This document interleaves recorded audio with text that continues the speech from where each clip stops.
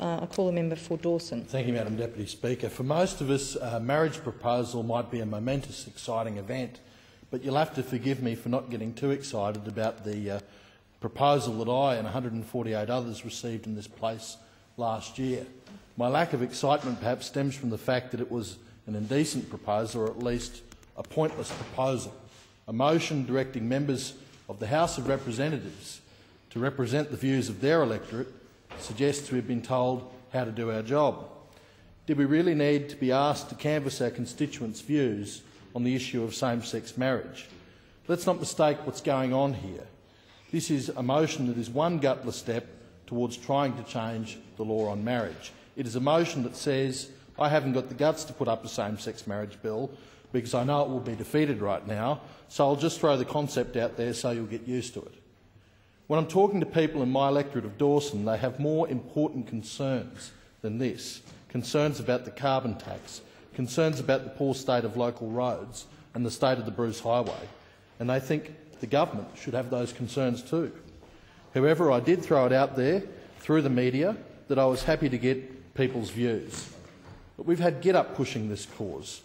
The Labor Greens front, GetUp, attempting to skew public opinion.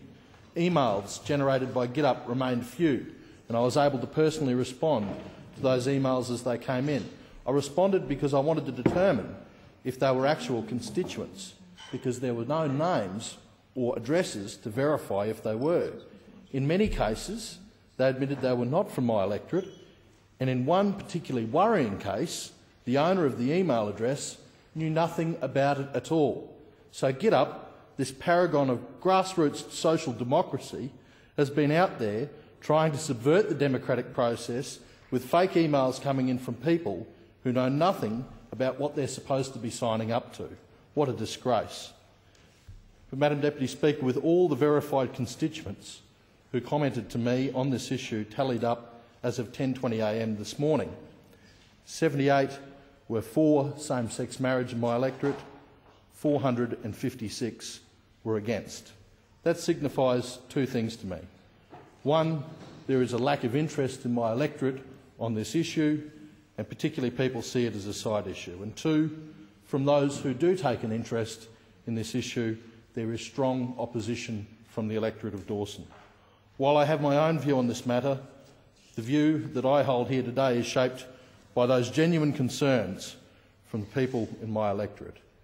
The only time same-sex marriage garners anything in terms of support is when it is dressed up as something that it is not.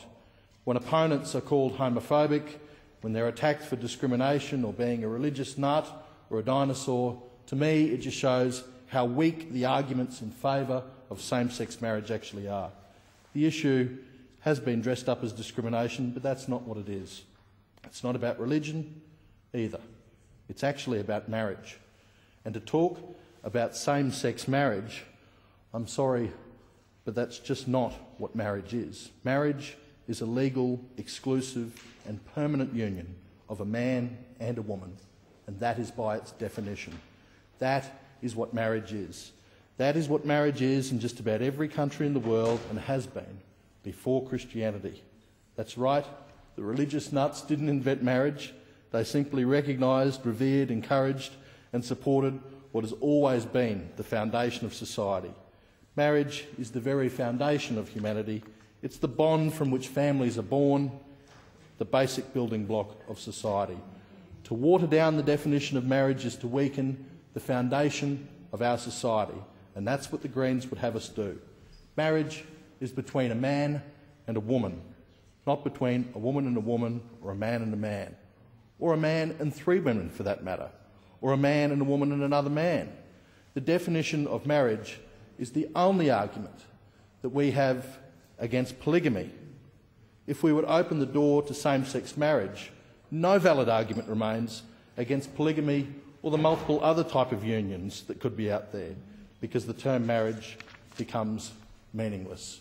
And so, Madam Deputy Speaker, although a majority of members accepted this marriage proposal, I'm afraid this is one issue that my electorate of Dawson is very happy to leave at the altar.